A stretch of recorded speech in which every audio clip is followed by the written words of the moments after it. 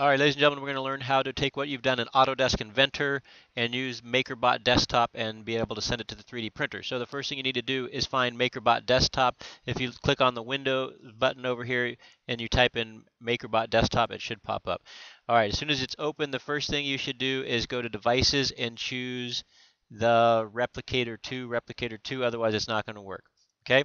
All right. The next thing you need to do is you need to add the file. So hopefully when you were in Inventor, you saved it as an STL file. If it's not an STL file, it won't work. So we're going to do this. All right. So that asks us, hey, do we want to move it to the platform? And I'll say yes.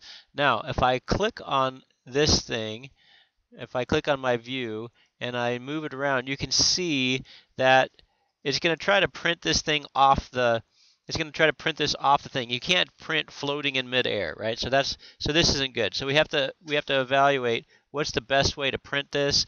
And if we put this part down, the same thing, I'd have to try to print that in midair. So you have to place it in the right spot.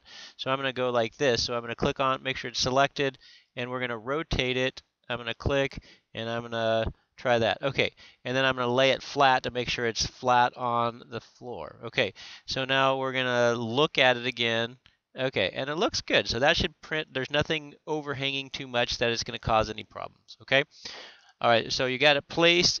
You normally want to put the thing in the center. That's going to work better. Okay, and make sure it's on the platform again, and we're all set now. Okay, so now we want to export the print file. Okay, and so it's going to do this. This is going to take a little while, and it's ready to be exported. But you know what? I totally messed this up. You know what I forgot to do? I'm going to close this. I totally forgot to do this. We have to go to settings.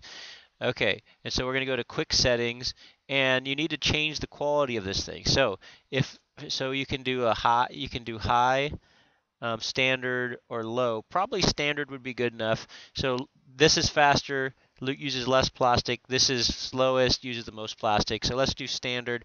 Now, we want to do rafts on this one, okay? Now, if you look at this one, there's no overhang. So if I had like an arm hanging out in midair, I would need some supports to like build up little scaffolding to hold it on. But since there's nothing sticking out in midair, we don't need support. So rafts for sure, supports maybe you might want to ask me, okay? And the number of shells, if you want it to be a little harder, stronger, you can do 3 shells.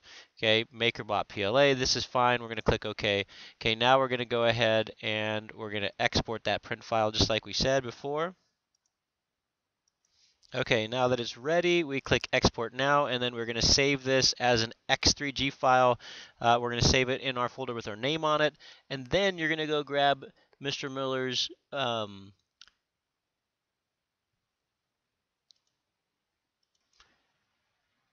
card reader.